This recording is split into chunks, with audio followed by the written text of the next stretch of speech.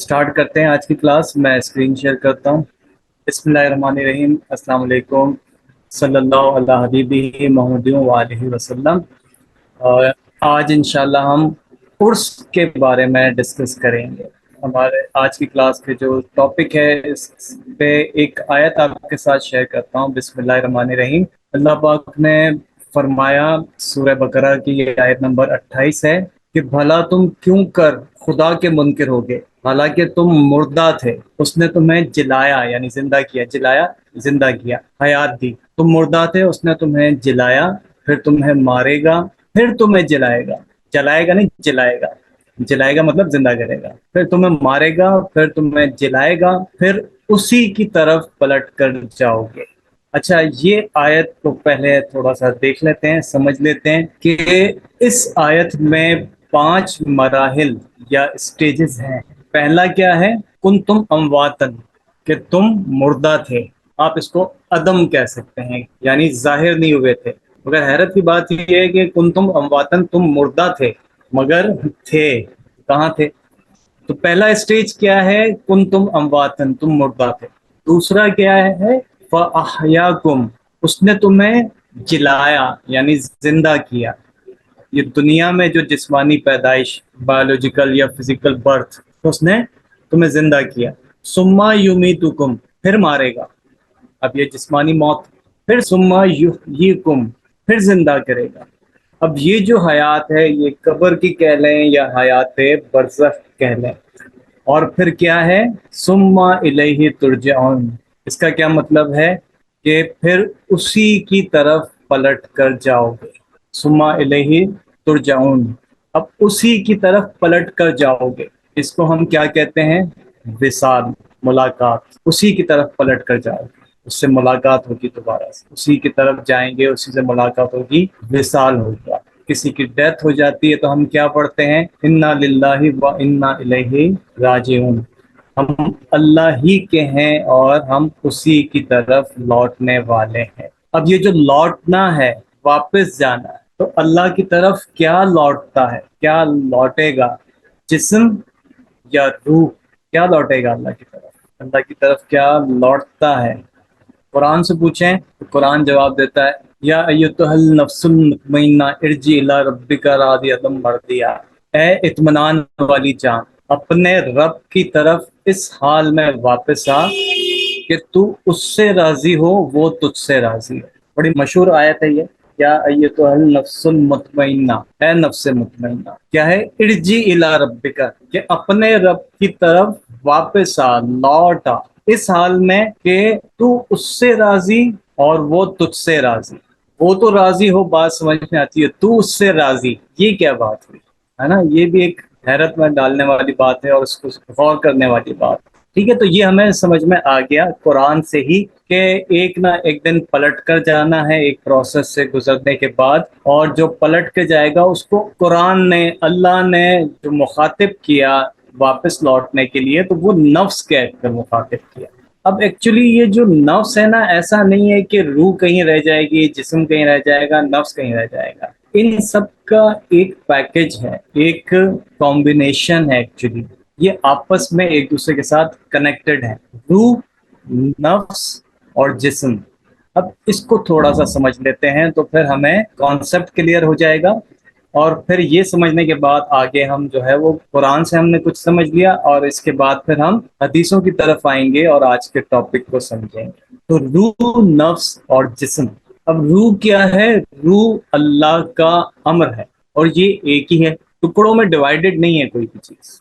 ये एक ही है और सब में है। कुरान पाक में है ना कि नबी पाक सल्लल्लाहु अलैहि वसल्लम से रूह के बारे में यहूदियों ने, लोगों ने पूछा, तो फिर अल्लाह पाक ने आयत नाज़िल फरमाई कि कुल रूह मिन अम्रि रब्बी, आप फरमा दें कि रूह मेरे रब के हुक्म से एक चीज है। रूह क्या है? अल्लाह का अम्र है, अल्लाह का हुक्म है। वो क्या है, इसके बारे में डिस्कस करने का मना किया गया, मगर अल्लाह ने सिर्फ इतना जवाब दिया, कुल रूह मिन अम्रि रब्बी, कि रूह जो है वो मेरे रब के हुक्म से एक चीज है। अच्छा, अब थोड़ा सा इंसान को और जो जानदार चीजें हैं उनको हम देखें और फिर इंसान को ही समझने की कोशिश करें। तो अल्लाह पाक ने रूह को जिस्म के अंदर कल्ब में रखा है। یہ قلب ایک مقام ہے. اس کو یہ کہتے ہیں کہ قلب ایک برتن ہے, ایک ظرف ہے. ظرف کہتے ہیں برتن کو. تو قلب ایکچولی ایک برتن ہے, ایک کنٹینر ہے, اس کے اندر روح موجود ہے. روح کا مقام کیا ہے؟ قلب کے اندر ہے. تو اللہ پاک نے روح کو جسم کے اندر قلب میں رکھا. اور یہ جو جسم ہے, یہ جو فزیکل باڈی ہے, یہ جو ہمارا فزیکل ایگزسٹنس ہے, یہ کیا ہے؟ یہ باڈی کیا ہے؟ کچھ ایلیمنٹ سے, کچھ عناصر سے مل کر بنایا گیا. مٹی سے, اس میں آگ کا عنصر بھی ہے, مٹی تو ہے ہی, آگ بھی ہے, پانی بھی ہے, ہوا کے اثرات بھی اس میں شامل ہیں. تو آگ, پانی, مٹی, ہوا, اس کے اثرات شامل ہیں. اب یہ جو چیزیں ہیں, ان کا تعلق کیا ہے؟ یہ مٹیریلسٹک ورلڈ, ایک مادی دنیا سے. جب یہ اثرات جو ہیں, یہ اثرات جسم پر غالب آتے ہیں. ریپیٹ کر رہا ہوں کہ یہ ذہن میں رکھیں کہ روح کیا ہے؟ روح جسم کے اندر ہے, جو نظر نہیں آتی, ایک ٹرانسپیرنٹ, ایک لطیف چیز ہے, قلب کے اندر ہے. ٹھیک ہے, پھر اس کے بعد روح, روح کے بعد قلب, قلب کے بعد جسم. اور جسم کا واسطہ جو ہے مٹیریلسٹک ورلڈ, مادی دنیا سے پڑتا ہے. اور وہ جو مادی دنیا کے اثرات ہیں, وہ جو غالب آتے ہیں جسم کے ذریعے قلب پر, اور قلب مائل ہوتا ہے کس طرف؟ خواہشات کی طرف. یعنی جب اثرات جسم پر غالب آتے ہیں تو جسم جو ہے وہ مادی دنیا کی طرف مائل ہوتا ہے. اور دنیا کی طرف مائل ہونا, اس طرف راغب ہونا, اٹریکٹ ہونا, اسے خواہشات کہتے ہیں. اور یہ جو خواہشات کو جو ڈیل کر رہا ہوتا ہے, وہ نفس کر رہا ہوتا ہے. تو یہ سٹیجز ہم پہلے بھی یہ ڈسکس کر چکے ہیں کہ روح اصل چیز ہے, قلب کے اندر رکھی گئی, اور قلب کا واسطہ پڑتا ہے نفس سے, نفس کا واسطہ پڑتا ہے خواہشات سے, جسے ہم خواہشات نفس کہتے ہیں. اب یہ نفس بھی ایک ایسی لطیف یا ٹرانسپیرنٹ چیز ہے جو جسمانی خواہشات کی طرف ہو تو برائیوں میں پڑ جاتا ہے. اب یہ نفس ایک بڑی عجیب چیز ہے. یہ جب یوں سمجھ لیں کہ یہ ایک درمیانی چیز ہے. یہ جب خواہشات کی طرف مائل ہوتا ہے, خواہشات کی طرف ہو, تو یہ برائیوں میں پڑ جاتا ہے, گناہوں میں پڑ جاتا ہے. اور اگر خواہشات سے دور ہو تو یہ قلب کی طرف, روح کی طرف مائل ہونا شروع ہو جاتا ہے, روح کی طرف, یا روح اس پہ غالب ہوتی ہے. تو کیا ہوتا ہے کہ نفس میں روحانیت شامل ہو جاتی ہے. یہ سارے کے سارا جو ہے نا, ایک ہی چیز کی مختلف شکلیں ہیں. جیسے یہ پورا جسم ہے, تو اس جسم میں دل بھی ہے, گردے بھی ہیں, لنگس بھی ہیں, اور بہت سارے آرگنز ہیں, دماغ بھی ہے. مگر ہے کیا یہ پورے کے پورا مجسم کیا ہے؟ یہ ایک باڈی ہے, ہیومن باڈی ہے, انسان کا جسم ہے, انسان ہے. اسی طریقے سے انسان کے اندر یہ ٹرانسپیرنٹ یا لطائف ہیں, کچھ سینسرز ہیں جن کو لطائف کہتے ہیں, جو نظر نہیں آتے. اس میں روح بھی ہے, قلب بھی ہے, نفس بھی ہے. یہ آپس میں ایک دوسرے کے ساتھ کنیکٹڈ رہتے ہیں, جیسے باقی تمام آرگنز یا اعضاء ایک دوسرے کے ساتھ بایولوجیکلی کنیکٹڈ ہوتے ہیں. اس طرح سے باطنی طور پہ یہ ایک دوسرے کے ساتھ کنیکٹڈ ہوتے ہیں. روح, قلب, نفس اور باقی لطائف ہیں. نفس سمجھ میں آ گیا کہ نفس ایک ایسی چیز ہے کہ یہ دنیا کی طرف جب مائل ہوتا ہے تو اس میں خواہشات پنپتی رہتی ہیں, بڑھتی رہتی ہیں. اور اگر نفس جو ہے وہ اپنے آپ کی طرف توجہ کرتا ہے تو روح کی طرف اس کی توجہ ہوتی ہے, اور پھر روح جو ہے نفس پہ غالب آنی شروع ہو جاتی ہے. اور نفس کیا ہوتا ہے؟ نفس ہی روحانی ہونا شروع ہو جاتا ہے, نفس میں روحانیت شامل ہو جاتی ہے. اب یہ جو نفس ہیں, اس کے دنیا میں کچھ نام ہیں, مختلف نام ہیں. روح کو بھی نفس کہتے ہیں, روح کو بھی اکثر جو ہے وہ نفس کہتے ہیں. اور خون, بلڈ, اس کو بھی نفس کہتے ہیں عربی میں, یا جو ہے اصطلاحاً بھی. اور نظر جو ہے, یا کسی کو نظر لگ جانا, یا یہ نظر سے دیکھنا, اس کو بھی نفس کہتے ہیں. سانس لینا, تنفس, تنفس ہے نا, سانس لینا, یہ بھی نفس سے اس کا تعلق ہے, یہ بھی نفس ہے. دماغ یا عقل یا مائنڈ جو دنیا کی فکر میں رہتا ہے, اس کو بھی نفس کہتے ہیں. اور یہ جو جان یا ذات, اس کو بھی نفس کہتے ہیں. تو جب نفس مادی دنیا سے یا دنیاوی خواہشات سے لا تعلق ہوتا ہے, باہر کی دنیا سے کٹ کر لا تعلق ہوتا ہے, تو یہی نفس, نفس مطمئنہ, یہی نفس, نفس بدلتا نہیں ہے, کوئی نئی چیز نہیں آ جاتی ہے, نفس وہی ہوتا ہے, لیکن اس کا اسٹیٹ, اس کی حالت, اس کی کیفیت بدل جاتی ہے. اب نفس ایک درمیانی سی چیز ہے نا, یہ ہمیں سمجھ میں آ گیا. جو مٹیریلسٹک ورلڈ کی طرف مائل ہو تو جسم کا تابع بن جاتا ہے, اور جب جسم کو موت آ جاتی ہے, جسم کو موت آ جاتی ہے, سانس رک جاتی ہے, دل کی دھڑکن رک جاتی ہے, تو جسم کو جب موت آ جاتی ہے, یا جسمانی موت سے پہلے اگر نفس دنیا سے لا تعلق ہو جائے, اس مٹیریلسٹک ورلڈ سے, مادی دنیا سے بیزار ہو, تو کیا ہوتا ہے؟ یہ روح کا تابع ہو جاتا ہے, روح کا تابع بنتا ہے. اس پروسیس کو، یہ جو پروسیس ہوتا ہے، اس پروسیس کی جو تعلیمات ہے وہ ایک جملے میں دی جاتی ہے اور اسے کہا جاتا ہے موتو قبل ان تموتو، مرنے سے پہلے مر جاؤ۔ کیا مطلب ہوتا ہے اس کا؟ کہ اپنی خواہشات کو، جو باہر کی دنیا ہے، اس سے کاٹ کر اپنے روح کے تابع ہو جاؤ، تو اس کو کہتے ہیں موتو قبل ان تموتو، مرنے سے پہلے مر جاؤ۔ اب جسم زندہ رہے یا سانس رک جائے، جب یہ موتو قبل ان تموتو یعنی مرنے سے پہلے مر گیا، خواہشات مر گئیں، تو پھر جسم زندہ رہے یا نہ رہے یا سانسیں رک جائیں، نفس کو کوئی فرق نہیں پڑتا، کیونکہ وہ روحانی ہو چکا ہے۔ جسم دنیا میں رہے یا نہ رہے، دنیا میں چلتا پھرتا نظر آئے یا قبر میں ہو، اس نفس کی، اس جان کی، اس ذات کی روحانیت اس جسم پر بھی اس قدر غالب ہو چکی ہوتی ہے کہ معاشرے میں روحانیت کا مرکز بن جاتی ہے۔ دنیا سے وہ لا تعلق ہو کر، اور نفس پہ جب روحانیت غالب ہوتی ہے تو نفس کے ذریعے جسم پر بھی یہ روحانیت غالب ہو جاتی ہے، جسم بھی روحانی ہو جاتا ہے، اور وہ جسم چاہے چلتا پھرتا نظر آئے یا نہ آئے، وہ ایک روح کا مرکز بن جاتا ہے، روحانیت کا مرکز بن جاتا ہے۔ اور اگر یہی جسم دنیا میں چلتا پھرتا نظر نہ آئے، قبر میں چلا جائے، سانس رک جائے اور قبر میں چلے جائے، تو بھی وہ جو نفس ہے وہ روحانیت کا مرکز ہی رہتا ہے، جسے ہم کہتے ہیں مرکز تجلیات۔ جو بھی اس کے قریب ہوتا ہے وہ اس کے اثرات لے لیتا ہے، اور اس کو اس روحانیت کے جو میگنیٹزم ہے، مقناطیسیت ہے، اس کی جو شعاعیں ہیں، اس کی نورانی شعاعیں، اس سے اس کو فیض ملتا ہے، اور اسے ہم کیا کہتے ہیں؟ مرکز تجلیات۔ اب یہ لفظ آپ نے مزارات پہ کئی جگہ پہ دیکھا ہوگا، مرکز تجلیات، ٹھیک ہے؟ تو یہ کانسیپٹ بھی سمجھ میں آ گیا۔ تو یہ کس طرح سے ہوتا ہے؟ جس طرح سے مقناطیس ہے، ایک مقناطیس ہے، مقناطیس جو ہے وہ اگر نظر بھی آ رہا ہو تو بھی اس کی مقناطیسیت کام کرتی ہے، وہ اگر کہیں چھپا ہوا ہو تو بھی اس کی مقناطیسیت میں کوئی فرق نہیں پڑتا، وہ اپنی طرف چیزوں کو اٹریکٹ کرتی ہے۔ نفس دنیا کی طرف مائل ہوتا ہے، روح سے بے خبر رہتا ہے نفس، تو روح اداس رہتی ہے، اور نفس دنیا سے یا دنیا کے فریب سے اگر لا تعلق ہو کر روح کے ساتھ تعلق قائم کر لیتا ہے، روح کے تابع ہو جاتا ہے، تو نفس مطمئن ہوتا ہے یا نفس مطمئنہ کہلاتا ہے، اور اس وقت پھر روح خوش ہو جاتی ہے۔ روح کی اس خوشی کو، روح کے اس خوش ہونے کو ہی عرس کہتے ہیں۔ عرس کا مطلب کیا ہوتا ہے؟ خوش ہونا، خوشی، دنیا سے کٹ کر روح کی طرف مائل ہو جانے کو عرس کہتے ہیں۔ یا ایتھا النفس المطمئنہ ارجعی الی ربک راضیۃ مرضیہ، کہ اے نفس مطمئنہ اپنے رب کی طرف لوٹ آ، اور جب وہ لوٹتا ہے تو پھر وہی اس کے لیے خوشی ہوتی ہے۔ اب عرس کے کچھ ہم لغوی تعریف بھی دیکھ لیتے ہیں۔ عرس کا کیا مطلب ہے؟ لغوی معنی کیا ہے؟ شادی کی دعوت، طعام میں عروسی اور نکاح، یعنی شادی کی دعوت یا اس کا کھانا، طعام ہے ولیمہ یعنی ولیمے کا کھانا، بیاہ کی ضیافت کہلاتی ہے یعنی شادی کا کھانا۔ اور ایک انٹرسٹنگ بات یہ ہے کہ کچھ صحابہ کرام ایسے ہیں جن کے نام بھی عرس ہیں، حضرت عرس بن عمیرہ کندی، حضرت عرس بن عامر، حضرت عرس بن قیس رضی اللہ تعالیٰ عنہ۔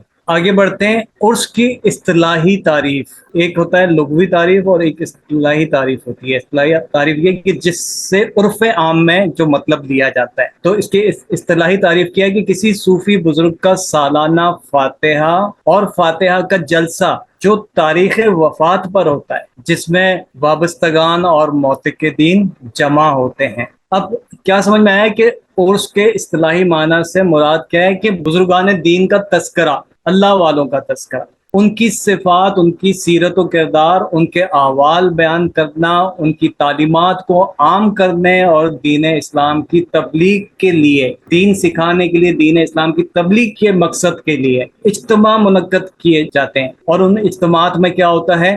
ذکر الہی، نعت خوانی، صالحین یا بزرگوں کے مناقب اور ان کے فضائل بیان کیے جاتے ہیں۔ عوام کو روحانی تربیت کے لیے دعوت دی جاتی ہے کہ دنیا داری سے کٹ کر کچھ ٹائم نکال کر اللہ والوں کی صحبت اور ان کی سنگت کی اہمیت کو سمجھیں، جن کے بارے میں پہلے بھی ہم ایک حدیث ڈسکس کر چکے ہیں نا، کہ حدیث قدسی ہے کہ اللہ پاک نے فرمایا کہ بے شک میرے کچھ احباب، کچھ دوست، کچھ اولیاء ایسے ہیں، اور وہ لوگ ہیں کہ میرا ذکر کرنے سے وہ یاد آ جاتے ہیں اور ان کا ذکر کرنے سے میں یاد آ جاتا ہوں۔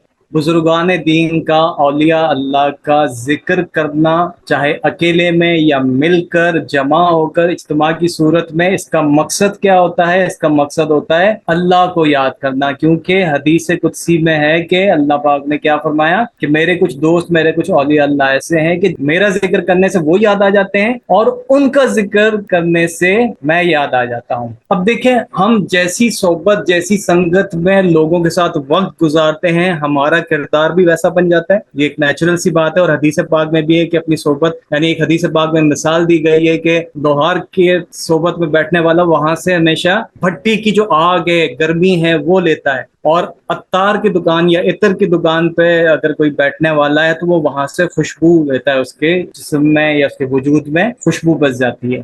تو صحبت اور سنگت کا یہ اثر ہوتا ہے، اور جیسی صحبت ہوتی ہے انسان کا کردار ویسا ہی بنتا ہے نا۔ تو یہ، اور یہ ایک نیچرل سی بھی بات ہے۔ امیر خسرو کا ایک کلام ہے نا کہ لالی میرے لال کی جت دیکھوں تت لال، لالی دیکھن میں گئی میں تو ہو گئی آپ کی لال۔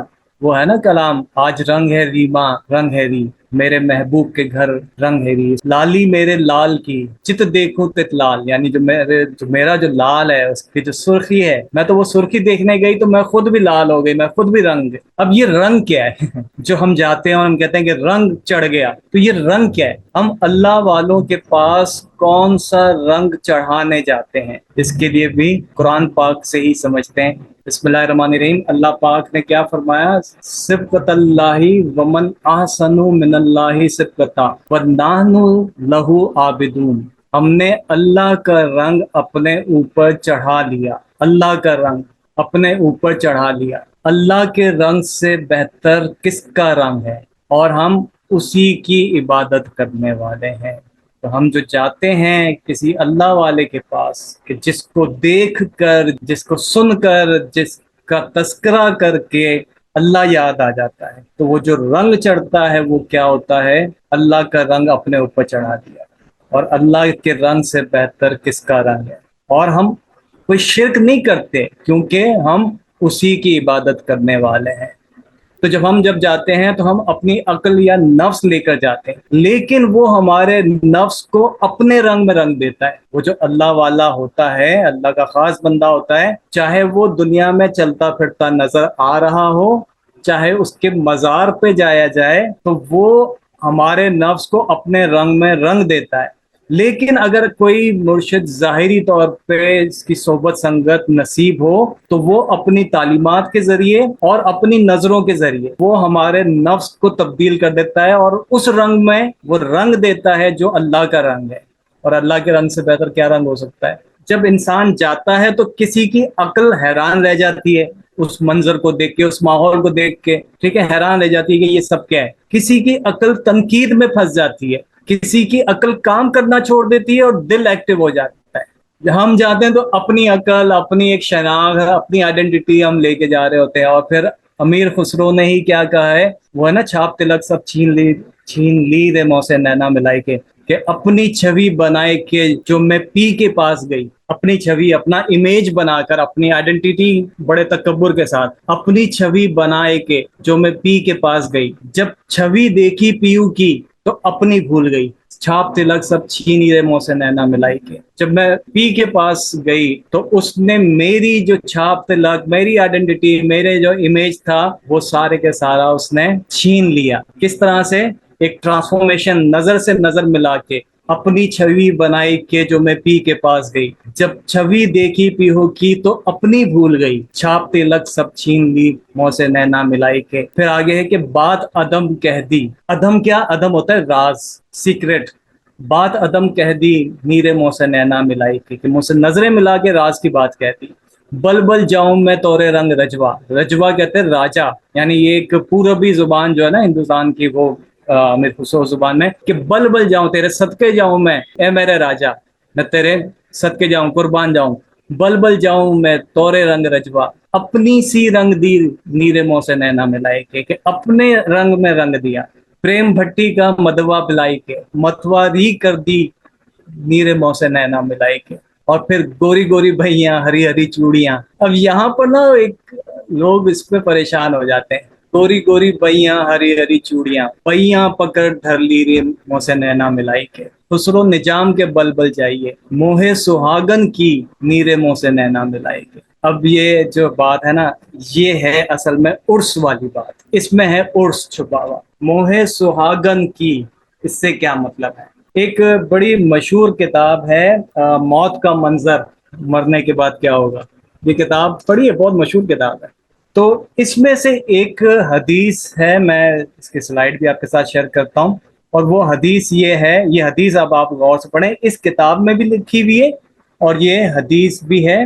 हदीस है कि हज़रत अबू हुरैरा रजी अल्लाह ताला अन्हु बयान करते हैं कि रसूलुल्लाह सल्लल्लाहु अलैहि वसल्लम ने फरमाया कि जब मैयत को या तुम में से किसी को दफना दिया जाता है तो उसके पास काले रंग की नीली आंख वाले दो फरिश्ते आते हैं, उनमें से एक मुनकर दूसरे को नकीर कहा जाता है। अच्छा, अब ये ध्यान में रखना है कि वो बात हुई थी कि मोहे सुहागन की मुँह से नैना मिलाई के, तो मुनकर नकीर आते हैं, वो दोनों पूछते हैं तू इस शख्स के बारे में क्या कहता था। वो कहता है वो कि वही जो वो खुद कहते थे कि वो अल्लाह के बंदे हैं और अल्लाह के रसूल हैं सल्लल्लाहु अलैहि वसल्लम, और मैं गवाही देता हूँ कि अल्लाह के सिवा कोई माबूद बरहक नहीं और हज़रत मोहम्मद सल्लल्लाहु अलैहि वसल्लम उसके बंदे और रसूल हैं। तो वो दोनों कहते हैं हमें मालूम था कि तू यही कहेगा। फिर उसकी कब्र को तूलो अर्ज यानी 70-70 गज कुशादा कर दी जाती है, फिर उसी में रोशनी कर दी जाती है, उस कब्र में रोशनी कर दी जाती है, फिर उससे कहा जाता है सो जा। वो कहता है मुझे मेरे घर वालों के पास पहुंचा दो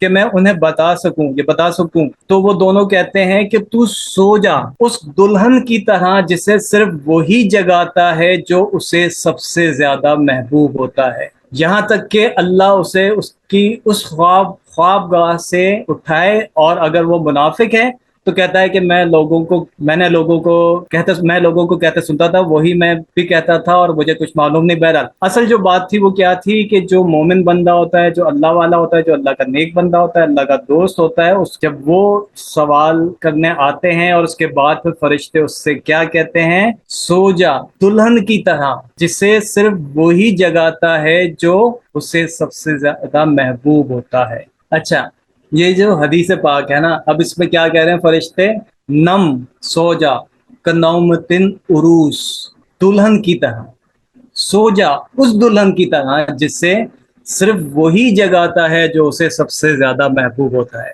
अब देखें इस हदीस में अगर देखें, पहले सवाल किया गया कि इस हस्ती के बारे में क्या अकीदा था या क्या करता था, यानी कब्र में दीदार रसूल तो हो चुका और उसके मुतालिक सवाल भी हो गया, माँ कुंता तकुलु फी हक़्क़ि हाज़ा रजुल, के इस हस्ती के बारे में क्या अल्फाज थे तेरे, ठीक है। और फिर हदीस के आखिर में क्या है कि अल्लाह उसकी उस ख्वाबगाह से उठाएगा। ये कब है? ये भी बाद में है। पहले हस्ती का चेहरा दिखाया गया, पूछा गया कि इस हस्ती के बारे में क्या अकीदा था। एक मुलाकात वो हो गई, एक मुलाकात वो होगी कि अल्लाह उठाएगा। अब ये जो है कि सो जा उस दुल्हन की तरह के जिसे सिर्फ वही जगाता है जो उसे सबसे ज्यादा महबूब होता है, तो ये कौन सा महबूब है, ये कौन सा सुहाग है जो उस दुल्हन को जगाएगा। मोहे सुहागन तीरे मुँह से नैना मिलाई के। अब बात समझ आई है। और ये हदीस मर्द औरत सबके लिए, ठीक है। अच्छा, एक और थोड़ी सी लंबी एक रिवायत है, वो ये इसका टाइटल है कि मौत के वक्त और मौत के बाद मोमिन का एजाज और काफिर की जिल्लत, यानी मौत के वक्त और मौत के बाद मोमिन को जो है इज्जत मिल रही होती है और काफिर को जिल्लत मिल रही होती है। और इसमें है कि हजरत जाबिर बिन ज़ियाद रहमतुल्लाह अलैह का जब इंतकाल का वक्त करीब था, किसी ने पूछा किसी चीज की रगबत है, यानी मौत के वक्त पूछा कोई आखिरी ख्वाहिश जिसको क्या ले, किसी चीज की रगबत है। फरमाया कि हसन रजी अल्लाह अन्हु से मुलाकात करना चाहता हूँ, हजरत इमाम हसन बसरी के बारे में। हजरत हसन बसरी रहमतुल्लाह अलैह तशरीफ लाए तो लोगों ने कहा कि हसन आ गए हैं। तो हजरत जाबिर फरमाने लगे, भाई ये रुखसत का वक्त है, अब जा रहे हैं, ये खबर नहीं कि जन्नत की तरफ या जहन्नुम की तरफ। हजरत तमीम दारी कहते हैं कि हक ताला शानो मलकुल मौत से फरमाते हैं कि मेरे फलां वली के पास जाओ और उसकी रूह ले आओ, मैंने उसका खुशी में और गम में दोनों में इम्तिहान ले लिया। अल्लाह ताला ने फरमाया कि मेरे उस वली को ले आओ, फरिश्तों से कहता है या मलकुल मौत को कि मेरे उस वली को ले आओ, मैंने खुशी में और गम में दोनों हालतों में उसका इम्तिहान ले लिया है, वो ऐसा ही निकला जैसा मैंने चाहा था, उसको ले आओ ताकि उस दुनिया की मुशक्कतों से उसको राहत मिल जाए। ملک الموت 5 فرشتوں کی جماعت کے ساتھ اس کے پاس جاتے ہیں. ان سب کے پاس جنت کے کفن ہوتے ہیں, ان کے ہاتھوں میں ریحان کے گلدستے ہوتے ہیں, خوشبو ہوتی ہے, ریحان یا ریحان کے پھول بھی ہوتے ہیں, ریحان کے گلدستے ہوتے ہیں جن میں ہر ایک میں 20 رنگ ہوتے ہیں. ہر رنگ میں نئی خوشبو ہوتی ہے, اور ایک سفید ریشمی رومال سے مہکتا ہوا مشک ہوتا ہے. ملک الموت اس کے سرانے بیٹھتے ہیں اور فرشتے اس کو چاروں طرف سے گھیر لیتے ہیں اور اس کے ہر عضو پر اپنا ہاتھ رکھتے ہیں, اور یہ مشک والا رومال اس کی تھوڑی کے نیچے رکھتے ہیں, اور جنت کا دروازہ اس کی نگاہ کے سامنے کھول دیتے ہیں. اس کے دل کو جنت کی نئی نئی چیزوں سے بہلایا جاتا ہے, جیسا کہ بچے کے رونے کے وقت اس کے گھر والے مختلف چیزوں سے اس کا دل بہلاتے ہیں. کبھی اس کی حوریں سامنے کر دی جاتی ہے, کبھی وہاں کے پھل, کبھی عمدہ عمدہ لباس, غرض مختلف چیزیں اس کے سامنے کر دی جاتی ہیں. اس کی حوریں یعنی بیویاں خوشی میں کودنے لگتی ہیں. ان سب منظروں کو دیکھ کر اس کی روح بدن میں پھڑکنے لگتی ہے, جیسا کہ پنجرے میں جانور نکلنے کو پھڑکتا ہے. اور ملک الموت اس سے کہتا ہے کہ اے مبارک روح, چل ایسی بیریوں کی طرف جس میں کانٹا نہیں ہے, اور ایسے کیلوں کی طرف جو لگے ہوئے ہیں, اور ایسے سائے کی طرف جو نہایت گہرا وسیع اور پانی بہ رہے ہیں. یہ منظر یہ سارا کچھ ہے. اس کے بعد پھر ملک الموت ایسی نرمی سے بات کرتا ہے جیسا کہ ماں اپنے بچے سے کرتی ہے, اس وجہ سے کہ اس کو یہ معلوم ہے کہ یہ روح حق تعالی شانہ کے ہاں مقرب ہے. وہ اس روح کے ساتھ لطف سے پیش آتا ہے تاکہ حق تعالی شانہ اس فرشتے سے خوش ہوں, یعنی اس بندے کی روح سے اچھی طرح پیش آتا ہے تاکہ اللہ اس سے خوش ہو, ملک الموت سے یا اس فرشتے سے. وہ روح بدن میں سے ایسی طرح سہولت سے نکلتی ہے جیسا کہ آٹے میں سے بال نکل جاتا ہے. جب روح نکلتی ہے تو سب فرشتے اس کو سلام کرتے ہیں. ابھی یہ قبر میں نہیں پہنچی, ابھی تو یہ روح نکالی گئی ہے, ابھی قبر میں سوال جواب نہیں ہوئے. جب روح نکلتی ہے تو سب فرشتے اس کو سلام کرتے ہیں, جنت میں داخل ہونے کی بشارت دیتے ہیں جس کو قرآن میں ذکر فرمایا ہے. اور اگر وہ مقرب بندوں میں سے ہوتا ہے تو سورہ واقعہ میں اس کے بارے میں بیان ہے گیا. جس وقت روح بدن سے جدا ہوتی ہے تو وہ بدن سے کہتی ہے کہ حق تعالی شانہ تجھ کو جزائے خیر دے, تو اللہ تعالیٰ کی بندگی اور اطاعت میں جلدی کرنے والا تھا, اس کی نافرمانی میں سستی کرنے والا تھا. بہرحال یہ کافی ایک لمبی روایت ہے. اب اس میں کیا بات ہے, جو باتیں ہیں جو امپورٹنٹ ہے وہ یہ ہے کہ ہمیں تو ابھی تک یہی ڈرایا گیا نا, قبر کے بچھو سانپ. تو ابھی تو یہ کہ جب جو اللہ کا خاص بندہ ہوتا ہے, جب اس کی روح قبض کی جاتی ہے تو ملک الموت فرشتوں کے ساتھ بارات لے کر آتا ہے. پھر اللہ کی بارگاہ میں اس کو بارات کی صورت میں لے جاتے ہیں, اور پھر جو ہے اس کے ساتھ نرمی سے پیش آتے ہیں. اس کو سارا منظر اور ایک جشن کا سما ہوتا ہے, اور وہ جو جشن کا سما ہوتا ہے تو جس دن اس کی روح قبض کی جاتی ہے, فرشتوں کے جشن کا سما ہوتا ہے, کیونکہ وہ وصال کا دن ہوتا ہے, وہ ملاقات کا دن ہوتا ہے. تو اس وصال کے دن کو جس کو سمجھ دنیا میں بھی آ جاتی ہے تو وہ بھی پھر اسی دن اس وصال کو, اس دن کو عرس کی صورت میں سیلیبریٹ کرتے ہیں. شروع میں جو ایک ظاہری غم کی کیفیت اس دنیا سے اگر کوئی ساتھ میں رہتا ہو تو اس جدائی کی کیفیت رہتی ہے, مگر جب یہ پتا ہوتا ہے کہ یہ وہ ہستی تھی, یہ وہ ذات تھی کہ جس کے لیے روح, اب دیکھیں نا وہ جو آیت ہے نا, الا ان اولیاء اللہ لا خوف علیہم ولا هم یحزنون, کہ اللہ کے دوست جو ہیں ان کو نہ کوئی غم ہوتا ہے, نہ وہ کوئی دکھ ہوتا ہے, نہ کوئی وہ رنجیدہ ہوتے ہیں. تو کیا یہ کیفیت صرف زندگی کی حد تک ہے؟ وہ موت کے وقت بھی نہ کوئی ان کو غم ہوتا ہے, نہ وہ رنجیدہ ہوتے ہیں, نہ اداس ہوتے ہیں, نہ کوئی دکھ ہوتا ہے, نہ غمگین ہوتے ہیں. تو جب فرشتوں کے ہاں جشن ہوتا ہے تو ہم کیوں پیچھے رہ جائیں؟ جب فرشتے اس دن جشن منا رہے ہوتے ہیں, سیلیبریٹ کر رہے ہوتے ہیں اس وصال کو, تو ہم کیوں پیچھے رہ جائیں؟ ایک اور حدیث پاک شیئر کرتا ہوں. نبی پاک صلی اللہ علیہ وآلہ وسلم نے فرمایا کہ موت مومن کے لیے تحفہ ہے. اچھا, اب یہ حدیث بھی آپ نوٹ کر لیں, یہ بھی اسی کانٹیکسٹ میں ہی ہے. اور یہ کیا ہے کہ حضرت ابو ہریرہ رضی اللہ تعالیٰ عنہ روایت کرتے ہیں کہ نبی کریم صلی اللہ علیہ وآلہ وسلم نے فرمایا, کسی بندہ مومن کی روح قبض ہوتی ہے تو اس کے پاس فرشتگان رحمت سفید ریشمی جوڑے میں حاضر ہوتے ہیں. اس مومن کی روح اس کے جسد خاکی سے نکلتے وقت بوئے مشک سے کہیں زیادہ خوشبودار ہوتی ہے. پھر فرشتے روح کی ایک دوسرے سے ملاقات کرواتے ہیں اور بہترین ناموں کے ساتھ تعارف کرواتے ہیں. پھر اسے لے کر آسمان اول پر پہنچتے ہیں جہاں ان سے پوچھا جاتا ہے کہ آج زمین سے یہ کیسی بھینی بھینی خوشبو آ رہی ہے. اسی طرح وہ جس آسمان پر بھی پہنچتے ہیں کچھ یہی سوال ہوتا ہے، یہاں تک کہ اسے لے کر مومنوں کی روحوں کے پاس جا پہنچتے ہیں، روحیں اس سے مل کر اس قدر خوش ہوتی ہیں کہ شاید ہی کسی اور چیز سے کبھی انہیں اتنی خوشی محسوس ہوئی ہو، اور جس طرح اس کا خیر مقدم کرتی ہیں، یعنی اس کو ویلکم کرتی ہیں، شاید کسی اور کا ایسا کبھی خیر مقدم کیا ہو۔ اب روحیں اس سے پوچھتی ہیں کہ ذرا فلاں بتاؤ، فلاں بن فلاں کیسا تھا، کیا کر رہا تھا؟ وہ کہتی ہے اسے بلایا گیا اور اس نے دنیا کے غموں سے سلامتی کے ساتھ جانے پر خوشی کا اظہار کیا، تو فرشتے کہتے ہیں اس سے ذرا مہلت دو کہ کچھ آرام کر لے، کیونکہ یہ روح دنیا کے غم کدے سے آ رہی ہے۔ کیا بات ہو رہی ہے کہ اس سے ذرا مہلت دو، کچھ آرام کر لے، کیونکہ یہ روح دنیا کے غم کدے سے آ رہی ہے۔ اور میں نے شروع میں جو بات کی تھی نا کہ نفس جب دنیا داری میں پڑ جاتا ہے اور روح سے اس تعلق اس کا کٹا ہوا ہوتا ہے تو روح اداس ہوتی ہے، اور نفس جب دنیا سے لا تعلق ہو کے روح کی طرف متوجہ ہوتا ہے تو دنیا خوش ہوتی ہے۔ یہاں بھی وہی بات ہو رہی ہے کہ اسے ذرا مہلت دو، کچھ آرام کر لے، کیونکہ یہ روح دنیا کے غم کدے سے آ رہی ہے۔ تو یہ جو اولیاء اللہ ہوتے ہیں جن کا عرس منایا جا رہا ہوتا ہے، یہ پورا ایک سسٹم، صرف دنیا میں کوئی یہ بدعت نہیں ہے، کوئی نئی چیز دنیا میں ایجاد نہیں ہو گئی، یہ پورا ایک نظام ہے جو عرش پہ بھی ہوتا ہے، جو فرش پہ بھی ہوتا ہے۔ اب آخری ایک حدیث آپ کے ساتھ شیئر کرتا ہوں، اس کے بعد پھر آج کی کلاس اینڈ کرتے ہیں۔ اور یہ حدیث یہ ہے کہ حضرت عقبہ بن عامر رضی اللہ تعالیٰ عنہ بیان کرتے ہیں کہ نبی کریم صلی اللہ علیہ وسلم ایک دن مدینہ سے باہر نکلے اور شہداء احد پر نماز پڑھی جیسے میت پر پڑھتے ہیں۔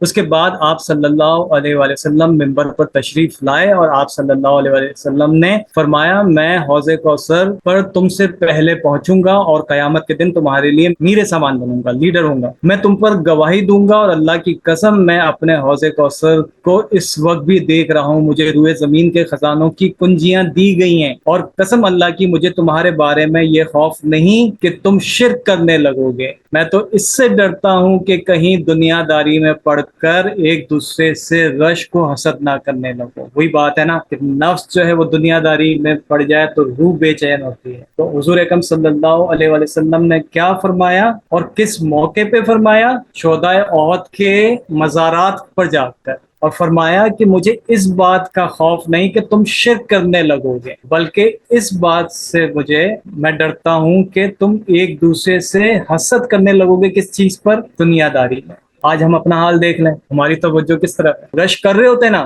کہ فلاں نے ماشاءاللہ دیکھو یہ بنا لیا، فلاں نے ماشاءاللہ دیکھو یہ کر دیا، یہ رش ہوتا ہے۔ فلاں کی تو اتنی سیلری کی جاب ہوگی، ماشاءاللہ فلاں کا تو یہ ہوتا ہے نا، یہ فلاں کا ماشاءاللہ بڑی دکان چلتی ہے، یہ ڈسکشن ہوتی ہے نا۔ اور یہ حدیث پاک میں کیا ہے کہ شرک نہیں کرے گی میری امت مگر اس چیز میں پڑ جائے گی۔ اس والی حدیث سے ہمیں کیا سمجھ میں آئی کہ حضور صلی اللہ علیہ وآلہ وسلم صحابہ کرام نے ان کو ساتھ لیا، ایک پورا اجتماع شہداء احد کے زیارت کے لیے، ان کے مزارات پہ، ان کی قبروں پہ۔ تو اس سے پتہ چلا کہ اجتماعی طور پر مزارات کی زیارت کو جانا یہ سنت رسول صلی اللہ علیہ وآلہ وسلم۔ آپ کے ساتھ سینکڑوں صحابہ تھے جنہیں آپ صلی اللہ علیہ وسلم نے خطاب کیا، اور سینکڑوں صحابہ کا اجتماع ہوا۔ تو پھر مزار پر یا کسی ولی کے مزار پر، کسی شہید کے مزار پر اجتماع کرنا اور زیارت کرنا یہ سنت ہے، اور اسی کو آج ہم جو ہے وہ عرس کا اجتماع کہتے ہیں۔ اور پھر ایک اور اس میں مزے کی بات یہ ہے کہ حضور اکرم صلی اللہ علیہ وسلم منبر پر تشریف فرما کر خطاب فرمایا۔ اب مسجد کے اندر نہیں ہے، کوئی اجتماع نہیں ہو رہا، شہداء احد کے مزارات پہ، ان کی قبروں پہ جا کے وہاں منبر کہاں سے آ گیا؟ اس کا مطلب یہ کہ باقاعدہ ایک اہتمام کیا گیا، ارینجمنٹ پہلے سے پلان کیا گیا، یعنی اس مخصوص دن کی ایک تیاری کی گئی کہ اس دن جو ہے وہ یہاں پر ایک پروگرام رکھا جائے گا، ایک تقریب رکھی جائے گی، ایک ایونٹ رکھا جائے گا۔ ممبر ارینج اس دن کے لیے پہلے سے کیا گیا تھا، ساتھ لے کے گئے تھے وہاں پر۔ ایسا تو نہیں کہ اچانک سے جو ہے وہ ممبر کوئی آ گیا مزارات کے پاس، تو یہ سوچنے سمجھنے والی بات ہے۔ تو اسی طرح سے مزارات پہ ان کے ایصال ثواب کے لیے، ان کے تذکرے کے لیے، ان کو یاد کرنے کے لیے اجتماع ہونا، اللہ رسول کا ذکر کرنا، اور پھر وہاں اللہ والوں کا ذکر کرنا، یہ ساری کی ساری چیزیں اس حدیث کے مطابق سنت رسول ہے۔